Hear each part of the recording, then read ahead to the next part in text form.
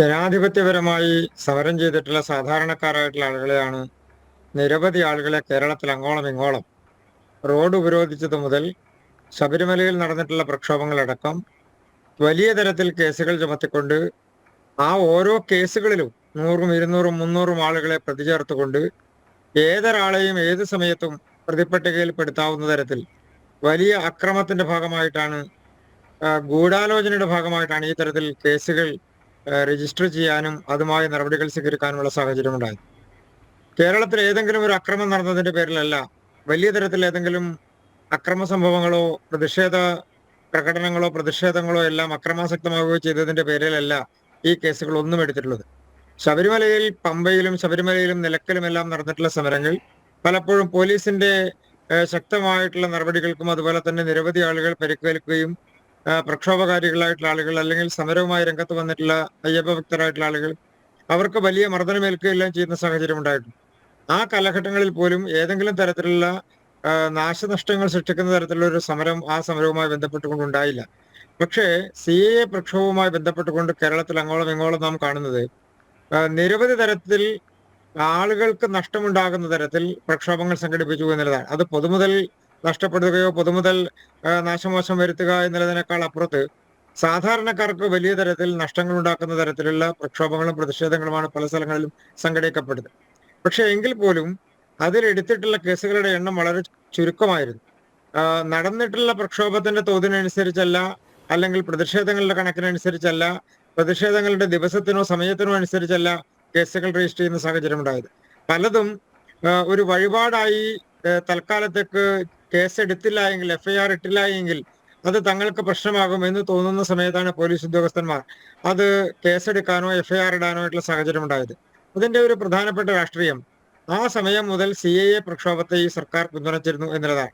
അത് പ്രക്ഷോഭത്തെ പിന്തുണയ്ക്കുക മാത്രമല്ല, കേന്ദ്ര ഗവൺമെന്റ് കൊണ്ടുവന്നിട്ടുള്ള CAA-യുമായി ബന്ധപ്പെട്ടുകൊണ്ടുള്ള ഉത്തരവുകളെ എല്ലാം തന്നെ തങ്ങൾ എതിർക്കുന്നു എന്നുള്ള നിലപാട് സ്വീകരിച്ചുകൊണ്ട് സർക്കാരും പ്രതിപക്ഷവും കേരളത്തിലെ UDF-ഉം LDF-ഉം ഒരുമിച്ച് നിന്നുകൊണ്ട് ഒരു നിലപാട് സ്വീകരിക്കുകയും നിയമസഭയ്ക്കകത്തും പുറത്തും പോലും അതേ നിലപാടുകൾ മന്ത്രിമാർ ആവർത്തിക്കുകയും അതിനനുസരിച്ചുള്ള നിലപാടുകൾ സർക്കാരിന്റെ ഭാഗത്തുനിന്നുണ്ടാകുകയും ചെയ്തിട്ടുള്ള ഒരു പ്രക്ഷോഭമായിരുന്നു അത്.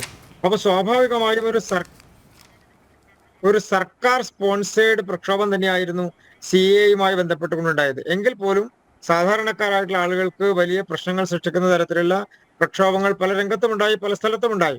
അതിൽ കൃത്യമായ നടപടികൾ സ്വീകരിക്കുകയോ FIR-ൽ വേണ്ടത്ര വകുപ്പുകൾ ചേർക്കുകയോ അതിൽ പ്രതി ചേർക്കുന്ന ആളുകളുടെ എണ്ണത്തിൽ ഏതെങ്കിലും ആനുപാതികമായിട്ടുള്ള പ്രതി ചേർക്കപ്പെടുന്ന ആളുകളുടെ എണ്ണം ഉണ്ടാവുകയോ ഒന്നും ചെയ്തിട്ടില്ല. പല കേസുകളും പരിശോധിച്ചാൽ നമുക്ക് മനസ്സിലാവുന്ന നാമമാത്രമായിട്ടുള്ള ആളുകളുടെ പേരുകൾ വെച്ചുകൊണ്ട് FIR രജിസ്റ്റർ ചെയ്തിട്ടുണ്ടോ എന്ന് ചോദിച്ചാൽ FIR രജിസ്റ്റർ ചെയ്തിട്ടുണ്ട് എന്ന് പറയുന്ന തരത്തിലേക്ക് പോകുന്ന ഒരു സാഹചര്യം ഉണ്ടായി.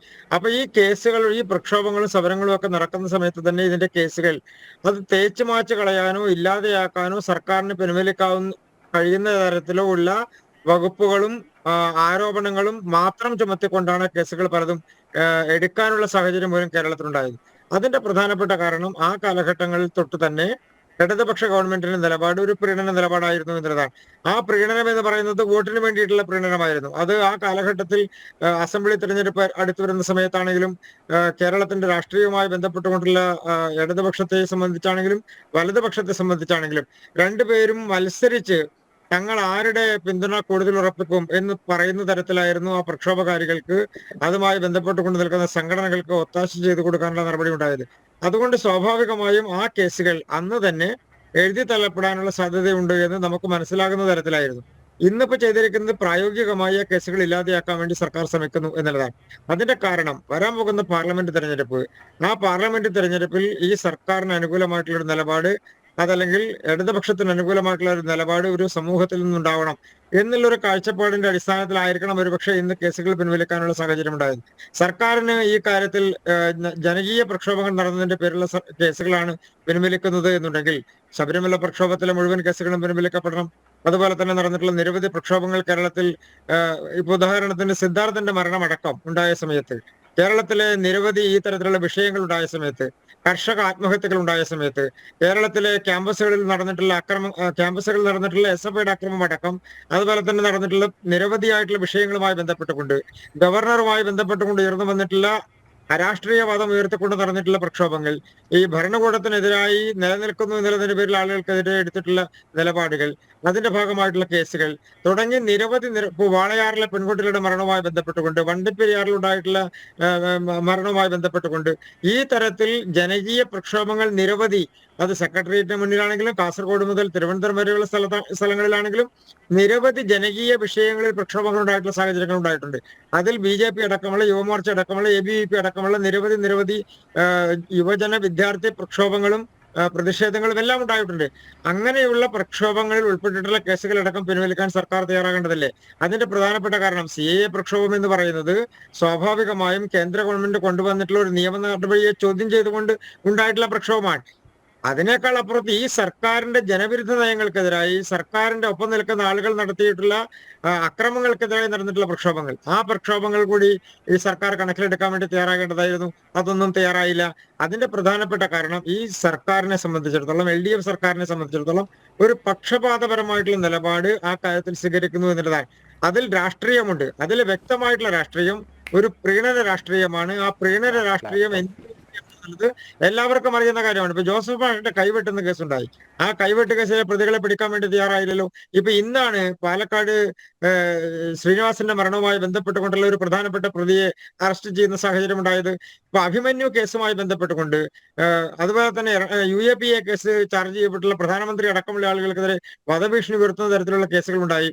ഇതിലെ കേസുകെട്ടുകൾ കാണാതെയാകുന്നു. നമ്മൾ കാണേണ്ടത് ഇത് തീവ്രവാദ സംഘടനകളുമായി ബന്ധപ്പെട്ടുകൊണ്ട് നിൽക്കുന്ന ആളുകൾ, അല്ലെങ്കിൽ അതുമായി ബന്ധപ്പെട്ടുകൊണ്ട് നടക്കുന്ന പ്രക്ഷോഭങ്ങൾ, ആ തരത്തിലുള്ള സംഘടനകളോട് ചേർന്ന് നിന്നുകൊണ്ട് നടക്കുന്ന ജനകീയ പ്രക്ഷോഭങ്ങളുടെ പേരിൽ നടക്കുന്ന പ്രക്ഷോഭങ്ങൾ, ആ പ്രക്ഷോഭങ്ങളിൽ പെട്ടിട്ടുള്ള ആളുകളെ സർക്കാർ സഹായിക്കുന്നത് മാത്രമല്ല, അതിനേക്കാൾ ഗുരുതരമായിട്ടുള്ള പല കേസുകളിലും പെട്ടിട്ടുള്ള കേസ് ഫയലുകൾ കേരളത്തിൽ കാണാതെയാകുന്നു എന്നുള്ളത് ഒരു വിഭാഗം ആളുകളെ പ്രീണിപ്പെടുത്താനോ ആ വിഭാഗം ആളുകളുടെ പിന്തുണയോടുകൂടി വീണ്ടും ഭരണം തുടരാം, അല്ലെങ്കിൽ ഞങ്ങളുടെ MP മാരെ ഉണ്ടാക്കാം, രാഷ്ട്രീയപരമായി നേട്ടമുണ്ടാക്കാം എന്ന് കാണുന്നതിന്റെ അടിസ്ഥാനത്തിലാണ്. ഇപ്പോ അഭിമന്യു കേസിലെ കേസ് ഫയൽ നഷ്ടപ്പെടുന്നതിന്റെ രാഷ്ട്രീയം നമുക്ക് എല്ലാവർക്കും അറിയാമല്ലോ. അതിലെ പ്രതികൾക്ക് ചെയ്യാനുള്ള ഒരു ശ്രമം നടത്തുന്നത് എന്നുള്ളതാണ്. ഈ ശ്രമങ്ങളെല്ലാം ചെന്നെത്തുന്നത് ഒരു പ്രീണനത്തിന്റെ ഭാഗത്തേക്കാണ്. ആ പ്രീണനമാണ് വീണ്ടും CAA രണ്ടാം ഘട്ടം വരാൻ വേണ്ടി പോകുന്നു. കേരളത്തിൽ ഇത് അംഗീകരിക്കില്ല എന്ന് ബഹുമാനപ്പെട്ട മുഖ്യമന്ത്രി തന്നെ പറയുന്നു. എന്ന് പറഞ്ഞാൽ വീണ്ടും ഒരു പ്രക്ഷോഭത്തിന് ആഹ്വാനം നൽകുമ്പോൾ സർക്കാരിന്റെ പിന്തുണയുണ്ട് എന്ന് ബഹുമാനപ്പെട്ട മുഖ്യമന്ത്രി അടക്കം അവർക്ക് ഉറപ്പ് കൊടുക്കുകയാണ്. നേരത്തെയുള്ള കേസുകൾ പിൻവലിക്കുക, ഇനിയും നിങ്ങൾക്ക് പ്രക്ഷോഭം നടത്താം, ഇനിയും നിങ്ങൾക്ക് അക്രമം നടത്താം, ഇനിയും നിങ്ങൾ എന്ത് ചെയ്താലും ഈ കേരളത്തിൽ ഒന്നും ഞങ്ങൾ ചെയ്യാൻ വേണ്ടി പോകുന്നില്ല എന്നുള്ളൊരു ശക്തമായിട്ടുള്ള രാഷ്ട്രീയ പിന്തുണ കൊടുത്തുകൊണ്ട് ആ വിഭാഗം ആളുകളുടെ വോട്ടുകൾ തങ്ങളിലേക്ക് വലിക്കാൻ സാധിക്കുമോ, തങ്ങൾക്ക് അനുകൂലമാക്കാൻ സാധിക്കുമോ എന്നുള്ള പ്രീണനം മാത്രമാണിത്.